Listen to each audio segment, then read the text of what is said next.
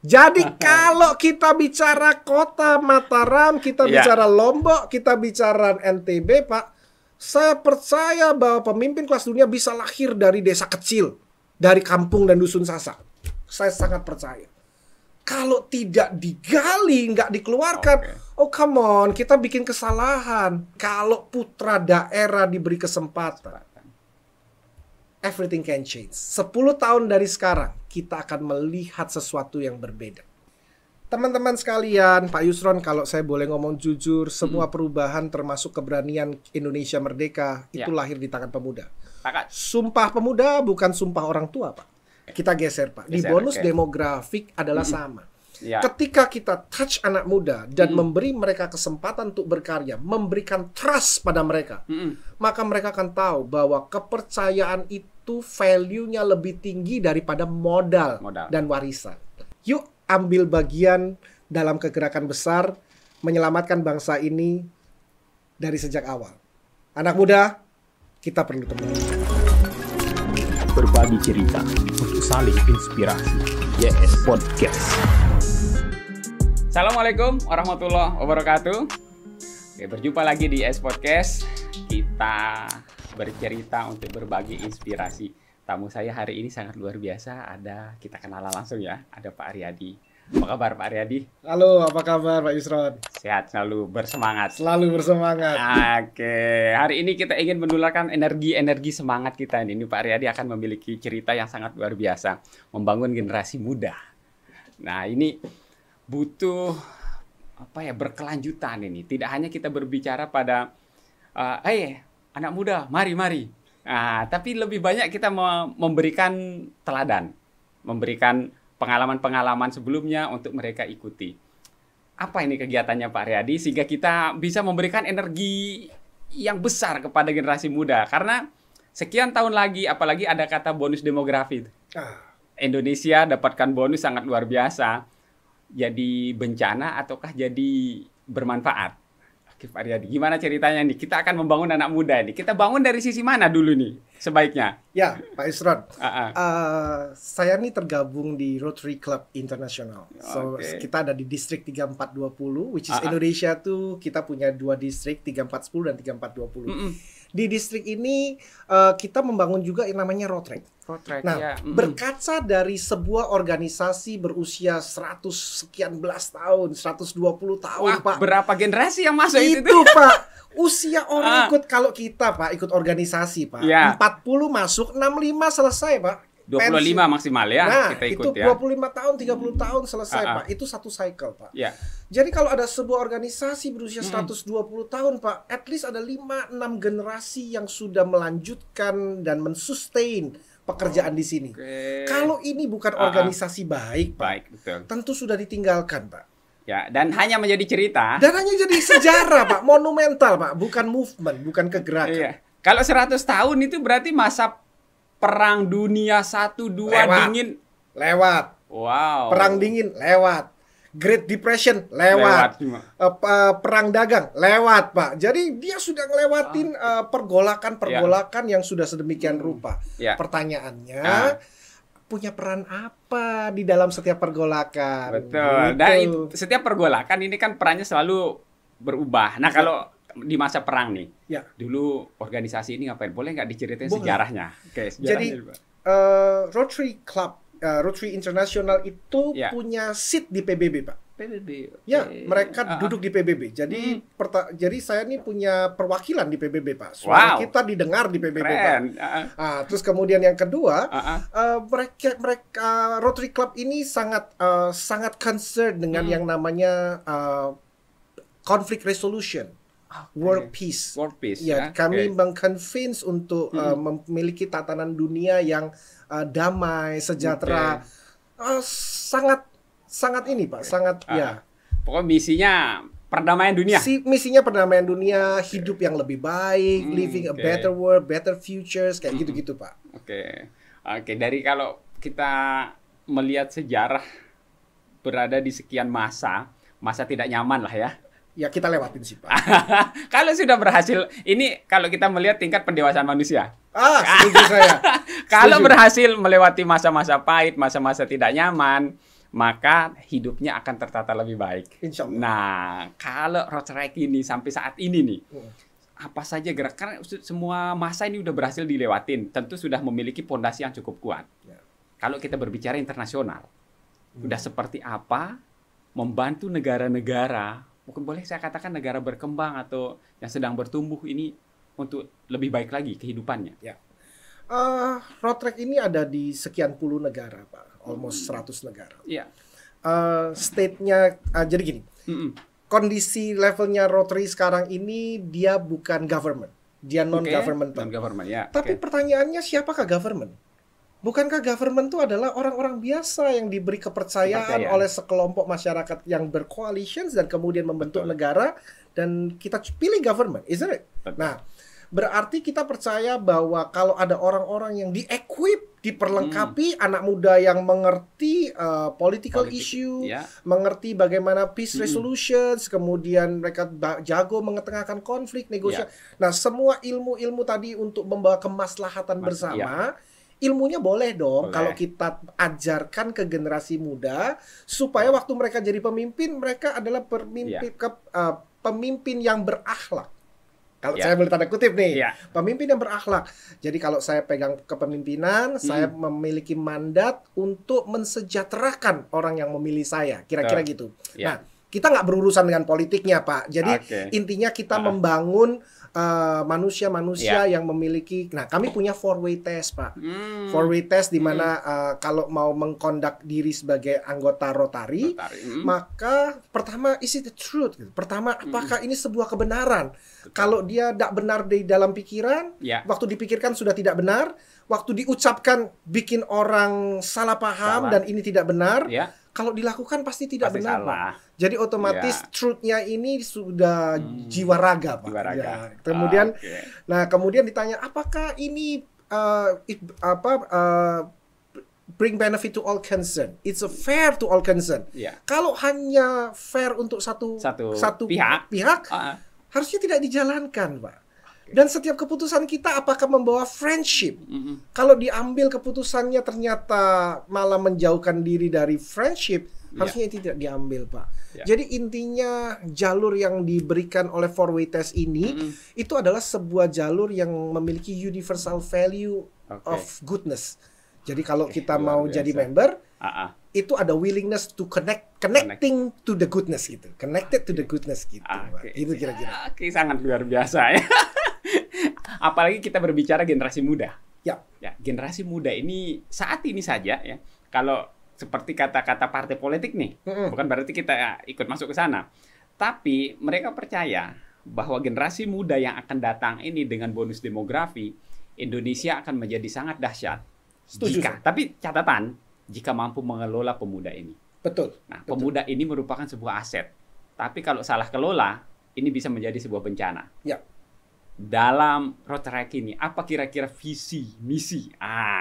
Yang ingin kira-kira kami harus ambil bagian nih untuk mengembangkan anak-anak muda sehingga ke depan menjadi pemimpin-pemimpin hebat. Apakah boleh saya katakan punya kurikulum nggak di situ? Kurikulum menarik, akademik sekali pertanyaannya. Baik, Pak. Jadi kalau kita bicara tentang Rotaract, Pak, bonus, saya pinjam kalimatnya, bonus demografik itu berbicara masalah total asset, Pak. Kalau kita yang di accounting, yang teman-teman yang dalam di accounting, tentu tahu aset itu bisa berdiri dua. Dia bisa berdiri sebagai liabilities, dia bisa berdiri sebagai equities. Nah, that's we call asset. Nah, aset itu akan menjadi beban jika dia datangnya dari liabilities. Nah, anak muda kalau salah kelola, itu juga bisa salah. Nah, saya ambil contoh. Seorang anak secara tidak sengaja terlibat narkoba karena minuman yang diminum ternyata mengandung narkoba. Oke. Karena tidak sengaja, lalu dia tertangkap, Pak, oleh BNN, Pak. Nah, kemudian di treatment.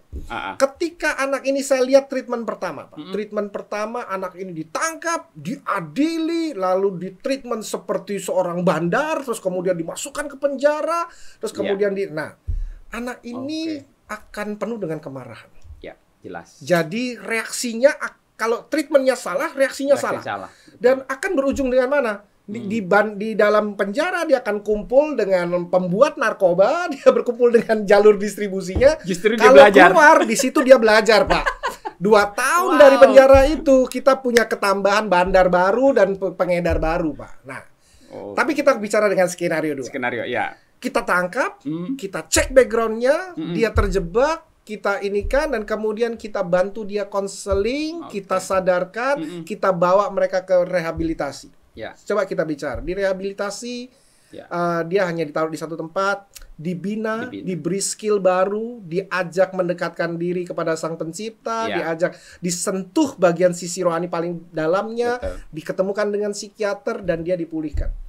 2 tahun kemudian sama-sama lepas. Menurut teman-teman nih, yang kedua ini jadi alumni ya, menurut alumni. Menurut para alumni, ini kemana ini? Iya. Yang satu akan bilang saya anti narkoba, yang satunya pengedarnya, Pak. Makin jadi ya. Ini kita bicara masalah salah treatment. Oke. Nah, kita geser, Pak. Di bonus demografik adalah sama. Ya. Ketika kita touch anak muda dan memberi mereka kesempatan untuk berkarya, memberikan trust pada mereka, maka mereka akan tahu bahwa kepercayaan itu value-nya lebih tinggi daripada modal dan warisan. Wow. So ini Pak Yusron, kalau ini bisa dikelola dengan baik, kita akan ketemu anak-anak muda yang berujung mereka akan belajar secara otodidak mengenai yang namanya tanggung jawab. Wow. Moral obligations. Dan bukankah itu yang selama ini kita minta? Anak muda jangan dulu, nanti dia nggak bisa tanggung jawab.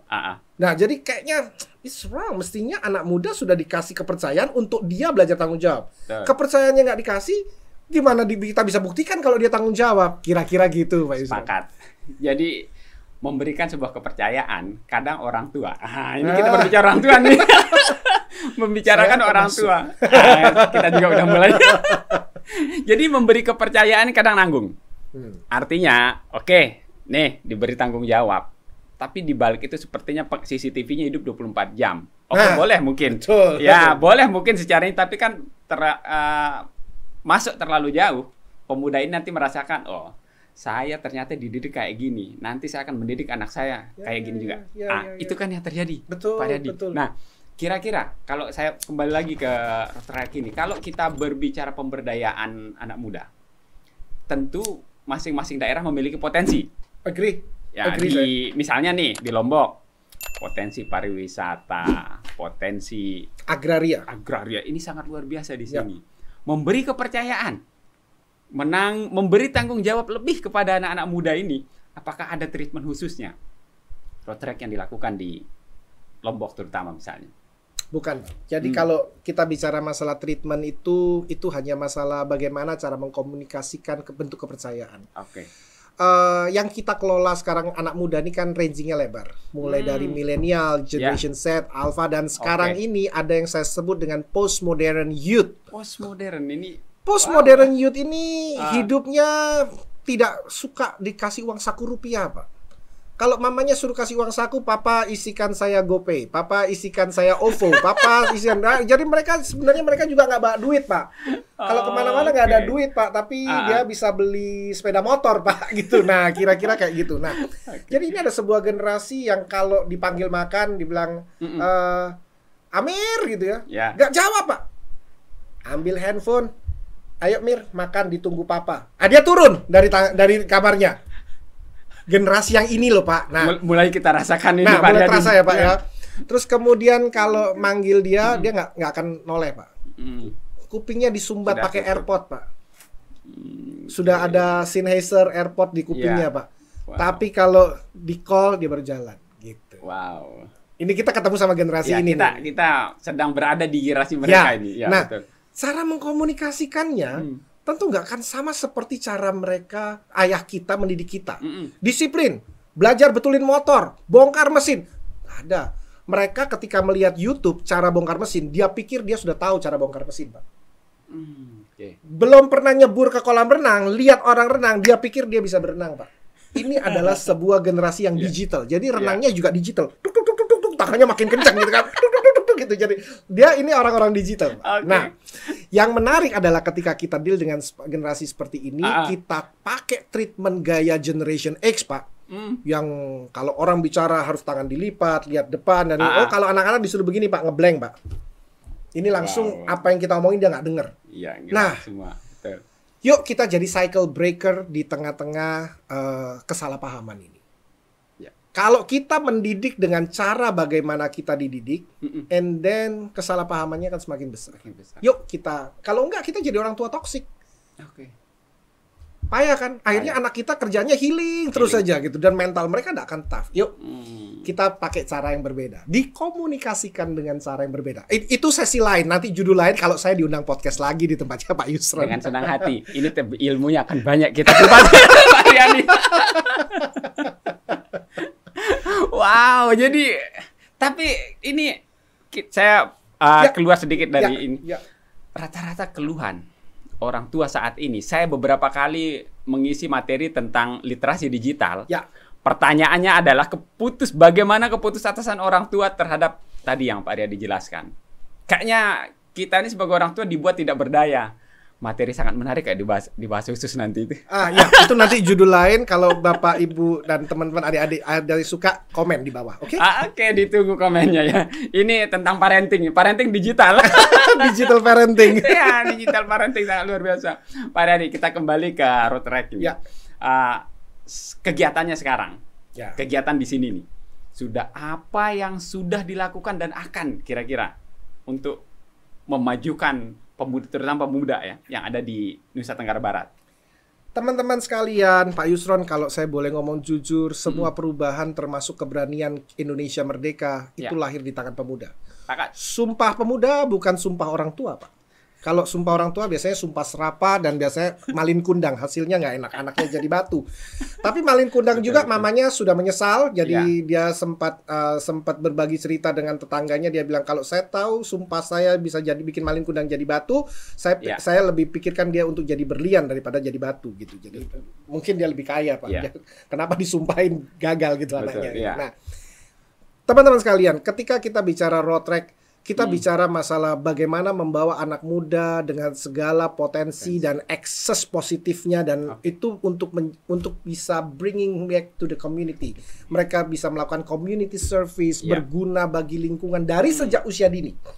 Nggak nunggu dia udah kaya bisa nyumbang di kampungnya, nggak nunggu itu. Dengan apa yang dia punya saja itu bisa nyumbang. Saya mau ambil contoh. Kita akan segera akan bergiat untuk memberantas buta aksara. Kita sudah bicara masalah buta aksara itu dari sejak tahun 50-an. Kita ngomong kejar paket A, kejar paket B, kejar paket C. Kita mau ngomong berantas buta huruf. Itu udah cerita kuno. Berapa menteri pendidikan yang sudah mencetuskan ini, sampai sekarang kita punya menteri pendidikan dengan standar digital. Nah, buta huruf tetap ada. Tetap ada. Tangannya kurang panjang, orangnya kurang banyak. Kebayang nggak kalau putra-putri kita, teman-teman road track yang ada di kampus, yang pergi ke universitas bawa tas isinya kertas, itu balik ke kampungnya ngajarin tetangganya, lebih bisa didengar. Saya ambil contoh. Bapaknya buta huruf nih, duit banyak, pegang uang 20 juta. Percayalah dia tidak akan beli iPhone 14. Beli sapi, Pak, kalau 20 juta, Pak. Bener nggak? Yes, realita. Dia akan realita bilang, beli sapi, Pak, 20 juta. iPhone apaan gitu kan? Karena Pak, kalau dia teksnya keluar, dia juga nggak bisa baca. Nah, segitu tuh ketinggalannya. Gara-gara nggak bisa baca. Ketinggalannya begitu banyak. Jadi mereka nonton TV mendengar, Pak. Kalau mereka mendengar ini, bisa salah paham. Bisa gagal paham. Nah, makanya literasi itu adalah hal penting. Membuat mereka tidak illiterate itu adalah hal penting. Apalagi challenge-nya sekarang kita naik bukan ke literasi aja, tapi digital literacy. Nah, jauh nih, Pak. Kata orang, buku adalah jendela dunia. Kalau orang nggak bisa baca, Pak, dia kan sama kayak tinggal di ruangan tertutup. Sangat pengap, Pak, hidupnya. Nah, buku adalah jendela dunia. Internet adalah pintu kemana saja. Kebayang, Pak, kalau digital literacy tidak segera diajarkan, mereka akan ini. Si anak ngajarin, Pak, yuk belajar baca, Pak, dengan sistem kurikulum yang sudah dibuat oleh Rotary Club Mataram Lombok. Ketika mereka belajar baca, si bapak diajak hari Jumat, penuh berkah. Ayo, Pak, naik sepeda motor. Karena sudah baca, bapaknya diam di parkiran. Sesepepe parkir, sesepepe sepeda motor. Oh, tulisan sekian puluh tahun saya datang ke masjid namanya parkir sepeda motor panah kiri. Saya baru tahu. Si bapak tiba-tiba kayak wah tercerahkan. Ya. Lalu dia mau taruh sandal, dia ada tulisan haha rara harap lepas sandal. Itu apa ya? Garis miring itu atau apa bacanya? Oh, atau batu di sini. Oh, ini sendalnya sudah lepas di sini. Jadi selama ini saya lepas sendal karena ikut-ikutan umat yang lain untuk lepas sendal. Tapi hari ini dia bisa baca bahwa ternyata marbotnya udah tempelin itu stiker berpuluh-puluh tahun, Pak. Baru. Nah, bisa kebayang itu kayak orang tercelikkan, Pak. Betul. Jadi sebenarnya memberantas buta huruf ini adalah nilai yang sangat mulia. Kalau ini dijalankan, yang paling strategis untuk menjalankan ini, anak muda. Anak muda. IKIP itu isinya nggak isinya orang 40 tahun ke atas, Pak. 40 tahun ke atas mereka sudah ada di sekolah, Pak. Isinya adalah anak muda yang pengen jadi guru. Am I right? Iya. Nah, kalau program ini program kecil. Nanti kita akan ngomong yang anti stunting dan Roadtrack bisa goes to everywhere. Bahkan kita punya program untuk peningkatan value dari Roadtrack sendiri. Kita punya banyak program. Kita punya program magang untuk menunjang MBKM. Kita punya program beasiswa di sana. Kita punya pertukaran pemuda di sana. That's a lot of thing yang kita bisa kerjakan kalau Roadtrack-nya itu aktif. Oke. Baru tahu juga ya. Saya padahal sudah dikirimin untuk selayang pandangnya, tapi ini wow. Penjelasan yang sangat, kalau sering orang katakan penjelasan paripurna dari paripurna. Padahal baru separuh ya, belum semua ini. Melihat gerakan ini wah, kayaknya sebagai generasi muda nih, anak-anak muda kayaknya rugi nih. Rugi tidak mau tahu. Kedua, setelah tahu tidak mau ikut. Setuju saya. Ya, jadi setelah tahu tidak mau ikut, menurut saya ini sebuah kerugian besar karena ini jangka panjang. Seperti tadi, usia Roadtrack ini sudah 100 tahun lebih. Jadi menurut saya sebuah organisasi yang sudah diuji gelombang, angin, puting beliung sudah lewat. Nah, bagaimana ini menjadi lebih matang lagi? Ini butuh anak-anak muda. Butuh anak-anak muda yang lebih banyak lagi yang berkontribusi. Nah, kalau kita melihat kondisi di Mataram, di Lombok, apakah Roadtrack sudah punya peta tersendiri? Bagaimana sebetulnya, ini kan kita berbicara efektif, efisien. Pak. Bagaimana ini berjalan menjadi lebih efisien? Karena sudah banyak nih, kurikulum sudah berganti sekian kali. Paket-paket wajib belajar sudah kesekian kali. Tapi kita masih menemukan itu. Ini kan artinya sebuah gerakan besar, Pak Riyadi. Sebuah gerakan yang melibatkan semua. Nah, bagaimana Roadtrack ini bisa menghimpun kekuatan besar, kekuatan anak muda terutama ya. Ini agar menjadi sebuah kalau kita bicara dentuman bom atom itu, boom.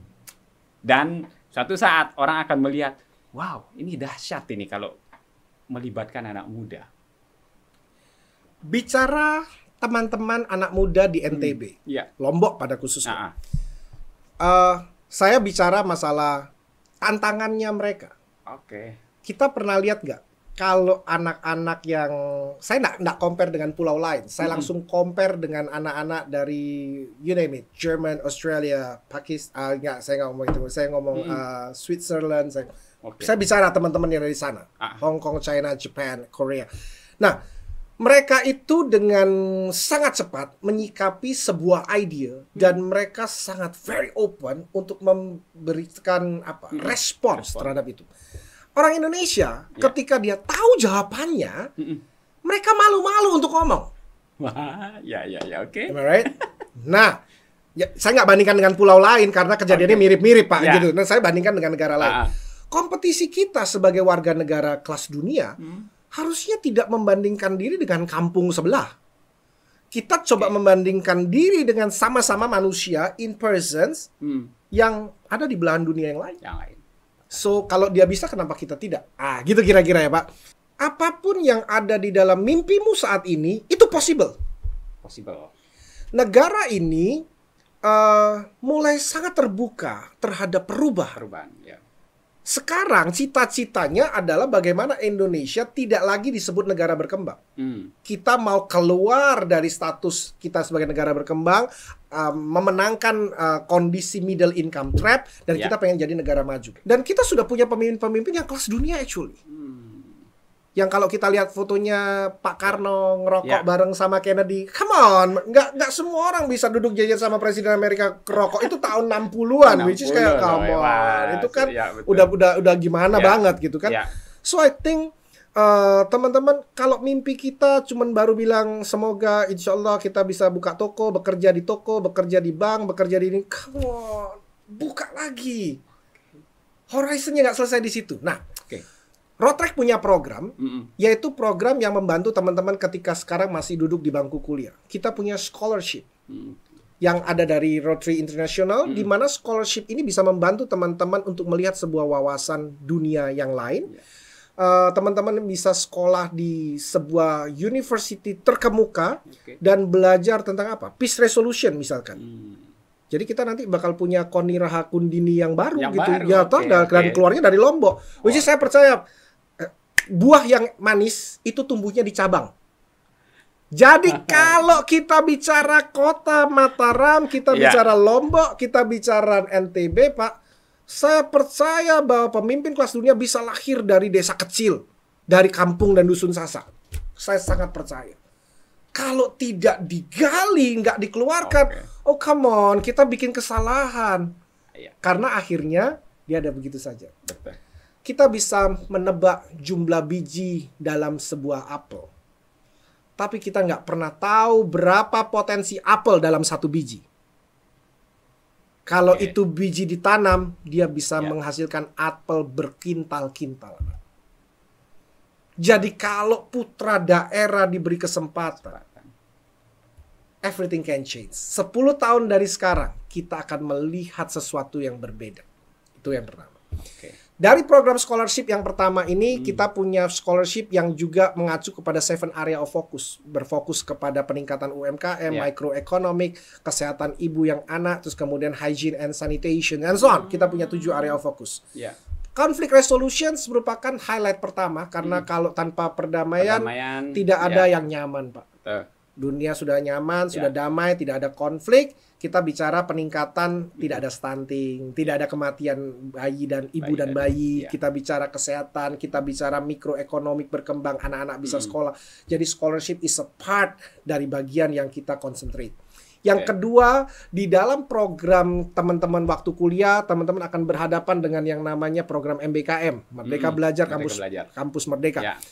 Let's learn something beyond the campus wall. Belajar sesuatu di luar tembok kampus. Dan mereka punya program yang namanya magang. Di mana keilmuan kita secara empirikal, secara akademik diuji langsung. Supaya mereka bilang, kalau lulus mereka ini siap kerja. Isi otaknya bukan cuma teori, mereka punya pengalaman kerja. Kalau kita baca koran, dicari. Nah, dicari gitu, Pak. Padahal yang butuh nih yang nyari kan. Nah, si company nyari. Nulislah usianya 22 tahun, maksimal 30. Itu kan usia anak baru lulus. Baru lulus kuliah, ditulis pengalaman 3 tahun. Dari mana anak baru lulus punya pengalaman? Kalau si company ini tidak memberikan dia kesempatan mencari pengalaman, maka si anak tidak akan pernah dapat kerja. Itu yang pertama. Yang kedua, si anak harus mendapatkan hak untuk bisa mempraktekkan ilmunya pada saat dia masih ada di dalam kampus. Masih kuliah. So, jadi magang, kita punya program yang namanya New Generation Service Exchange. Di mana kita berkesempatan magang di luarnya Lombok. Di dalam perusahaan yang dimiliki oleh Rotarian atau rekanannya Rotarian atau perusahaan lain yang kita bisa coba masukkan mereka ke sana. Dan yang kedua, mereka bisa magang di luar negeri. Mereka bisa go, kita punya youth exchange, kita bisa bawa mereka keluar, taruh di perusahaannya Rotarian yang ada di luar negeri. Kami terima dari mereka. Baru-baru ini kita bareng sama India. Satu kampus, tuker sama kampusnya India. Kebayangkan, Pak? Waktu mereka pulang dari luar negeri, satu yang pasti mereka punya supreme knowledge. keilmuan yang tidak didapatkan di dalam negeri, yang tidak didapatkan di dalam universitas, dan mereka menghabiskan 6 bulan untuk tuker 20 SKS-nya itu di luar. Dia dapat sertifikat magang kelas internasional. Perusahaannya kan ada di Korea, perusahaannya ada di Brazil, perusahaannya ada di ya kan di Amerika gitu. Nah, yang ketiga, jelas teman-teman akan bekerja dengan teman-teman dari negara lain karena Rotary ini internasional. So otomatis standar sopan santun, standar aturan main, standar disiplin international standard. Wow. So otomatis teman-teman akan punya networking yang jelas. Teman-teman akan pulang teleponnya bukan +62 aja. Angkat teleponnya bukan halo di mana? Bukan begitu cara jawab teleponnya, tapi dia jawab teleponnya hola. Musi. Wei. Hello. And then menarik ya. Jadi teleponnya sudah ada +44, +1, +62, +63, +65, +61 ya kan? Jadi itu kayak expanding. So tujuannya kenapa kita punya scholarship dan new generations service exchange, yang pasti kita kepengen anak-anak kita itu pertama punya supreme knowledge. Dan bukan cuma mereka belajar dari luar negeri, tapi mereka bisa contribute ilmu mereka untuk di perusahaan asing. Yang kedua, mereka punya world class attitude. Karena mereka terlatih berjalan. Yang ketiga, mereka punya international exposure. Orang jadi kenal. Kamu magangnya berakhir ya, sudah 6 bulan. Kami terkesan sekali dengan cara kamu kerja. Kalau kamu lulus, kerja di sini ya. Belum lulus ditawarin kerja. Itu kayak bakal 0 months waiting. Lulus langsung dapat kerja. Atau dia bilang, terusin deh pekerjaan, kau bawa aja ke Indonesia. Nanti kamu part-timer sama kita. Mungkin. Sekarang era digital kok. Ya kan? Terus kemudian yang keempat, mereka punya spirit of excellence. Maaf. Pulang kerja, pulang kuliah yang lepas baju, lepas sepatu dan langsung lempar karena sudah ada yang take care di belakang. Kalau kerja di luar, magang di luar, maaf, cuci sendiri, cari makan sendiri. Kalau sakit, kerokan lihat kaca, ya pokoknya intinya udah nggak ada istilah teriak-teriak minta tolong, nggak ada. So dari sana kita akan temukan anak muda yang cerdas, kreatif, mandiri, pantang menyerah. Itu 10 tahun lagi tuh pemimpin kita tuh rata-rata kayak gitu tuh. Wow. Dari tadi saya merinding ini. Serius. Jadi perubahan cuaca, Pak. Perubahan iklim lagi nih. Perubahan iklim itu. Wow, mendengar ini kita akan memiliki bangsa yang sangat mengglobal, sangat mendunia. Kondisi saat ini saja negara kita sudah dipercaya menjadi pemimpin beberapa organisasi besar. Jika apa yang disampaikan tadi ini menjadi kenyataan, luar biasa. Pak Riyadi tinggal membuka podcast ini, kayaknya ini 10 tahun yang lalu saya bahas ini. Ya insya Allah. Ini sebuah justru kalau melihat di Lombok, Pak Riyadi, jadi kampus-kampus ini kayaknya terbuka untuk itu. Nah, tinggal bagaimana Rotrex ini akan lebih melembaga lagi. Lebih berlembaga lagi, bisa masuk ke lini. Karena mohon maaf, memang harus aktif. Kan belum semua mendapatkan penjelasan tentang road tracking pihak kampus. Nah, ini pentingnya adalah pihak kampus pasti, saya pun sebagai dosen langsung rugi kan. Saya berani mengatakan seperti itu karena keuntungan ini bukan saja berdampak buat lembaga, tapi lebih ke person si pemuda. Anak-anak kita yang akan lulus nanti. Sebenarnya lembaga akan dapat untung, Pak. Kita bicara masalah Tridharma perguruan tinggi, Pak. Kita punya panggilan itu ya Pak ya. Kalau kita punya panggilan Tridharma perguruan tinggi, otomatis salah satunya adalah community service, vocational training, and so on. Itu harus kita jalankan. Nah, pengabdian masyarakat yang dimaksud adalah bahwa Rotrex itu bukan hanya melulu mengurusin nilai akademiknya atau magangnya, tapi sebagai member of Rotrex mereka terlibat dalam community service bareng sama Rotary Parent Club-nya.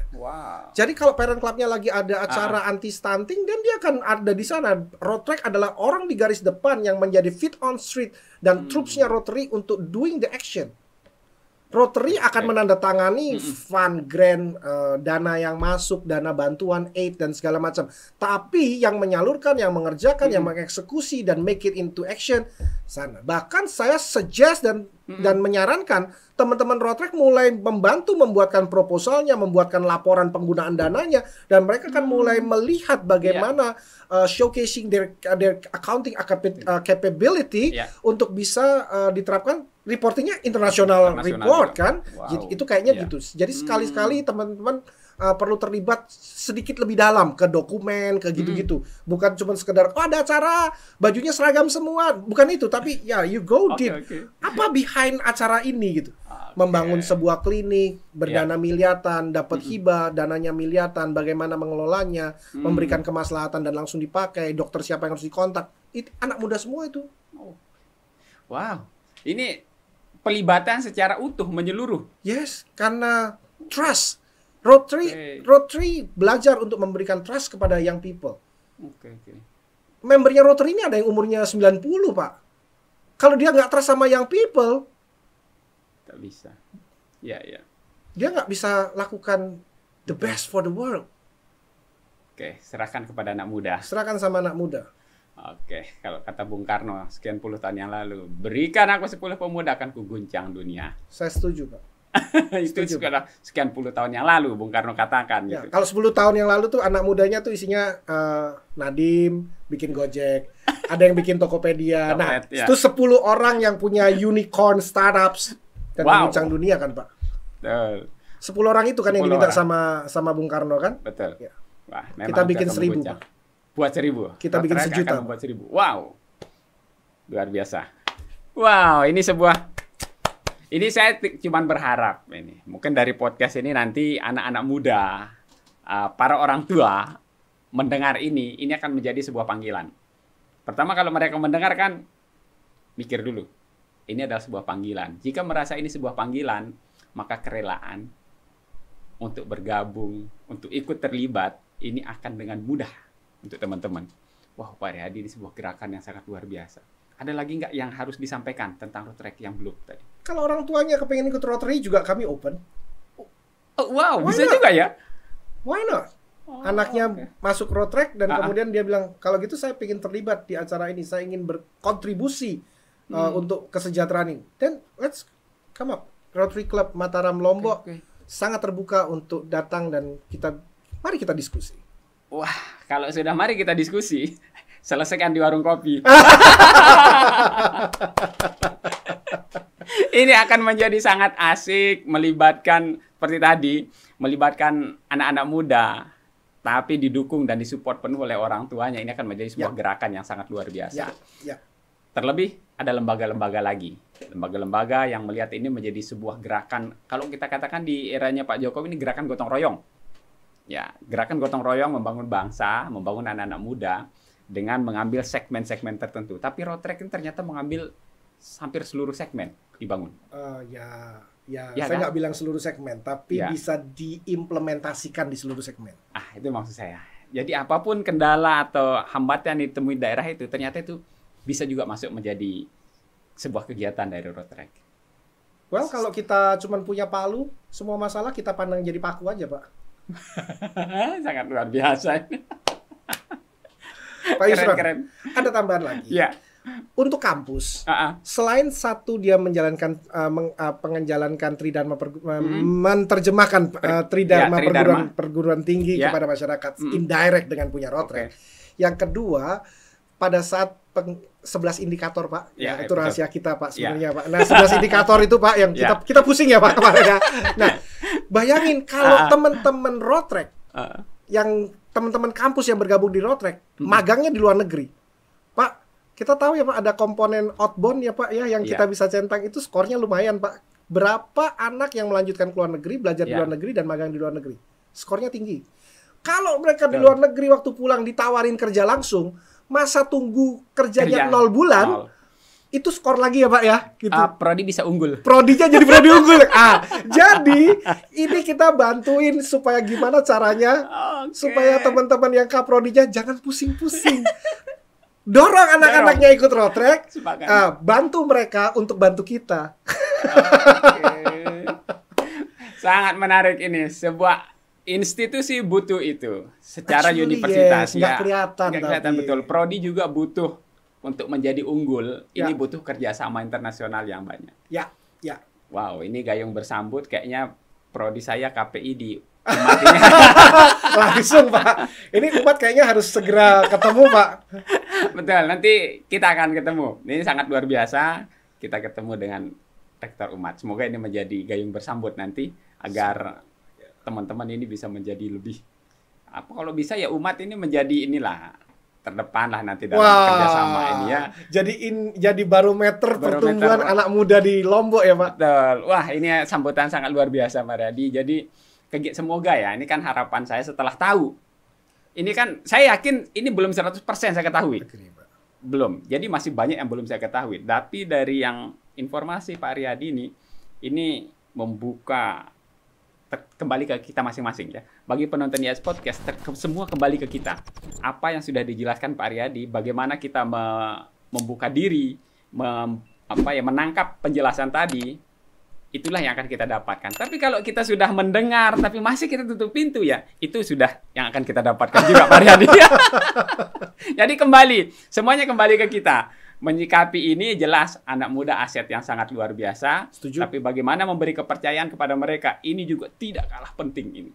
Semoga Road Track akan menjadi makin eksis ini karena sangat luar biasa untuk saya berbicara peradaban. Saya berbicara peradaban, tidak lagi berbicara sebuah generasi, Pak Riyadi. Ini merubah peradaban yang ke depan akan sangat luar biasa. Tantangan kita sudah tidak perlu lagi kita mencari tahu apa sebetulnya 10 tahun lagi yang akan terjadi. Kita udah tahu sebetulnya.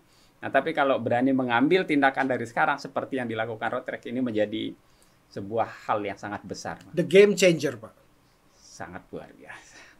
Oke, sebagai closing statement ini, waduh, apa yang ingin kira-kira Pak Riyadi coba ajak anak muda dan seluruh komponen masyarakat kita yang ada di Nusa Tenggara Barat ke kamera yang ini Pak Riyadi. Ya. Teman-teman, masa depan dunia ini ada di tangan kita. Percaya atau tidak percaya, teman-teman akan melewati masa itu. Yang bahaya adalah apa yang ketika kesempatan itu datang, kita tidak punya persiapan. Kalau kita ingin melihat negara dan bangsa ini beruntung di masa depan, keberuntungan itu adalah titik pertemuan antara kesempatan dan persiapan. Kalau nanti kesempatannya datang dan persiapannya nggak ada, kesempatan kita percaya Tuhan akan mengatur kesempatan. Tapi persiapan itu bagian kita. Pekerjaan supernatural, prestasi supernatural, yang super milik yang kuasa. Naturalnya punya kita. Yuk ambil bagian dalam kegerakan besar menyelamatkan bangsa ini dari sejak awal. Anak muda, kita perlu teman-teman sekali. Wow, merinding. Ini sebuah ajakan yang super dahsyat. Jika tidak tersentuh, ya kita tidak mengatakan rugi. Kita kembalikan. Kita kembalikan karena ini sebuah ajakan yang sangat luar biasa. Pak Riyadi, semoga gerakan ini diberi kemudahan oleh Tuhan Yang Maha Kuasa. Teman-teman bisa ini sebuah gerakan yang sangat dahsyat menurut saya pribadi, dan teman-teman diberikan kekuatan untuk terus mendobrak. Karena ini kita bukan hanya bisa bicara, bisa masuk ke sana sini, tapi ini butuh sebuah gerakan yang kadang-kadang butuh tangan besi. Kadang-kadang ya, untuk bisa masuk ke beberapa komponen yang mungkin selama ini agak menutup diri terkait dengan perkembangan dunia. Sangat luar biasa sahabat YS Podcast. Penjelasan yang di sepanjang podcast ini saya banyak merinding karena saya merasakan kalau pemuda-pemuda kita hanya bisa menjadi penonton, itulah yang akan terjadi. Tapi begitu bisa mengambil bagian, wow, impact-nya sangat luar biasa untuk bangsa kita ke depan. Ketemu lagi di YS Podcast dengan tema-tema yang lain. Kita harapkan nanti Pak Riyadi juga kalau pas ke sini memberikan pencerahan lagi untuk kita semua. Oke, ketemu lagi di tema-tema yang lain. Assalamualaikum warahmatullahi wabarakatuh. Berbagi cerita untuk saling inspirasi. YS Podcast.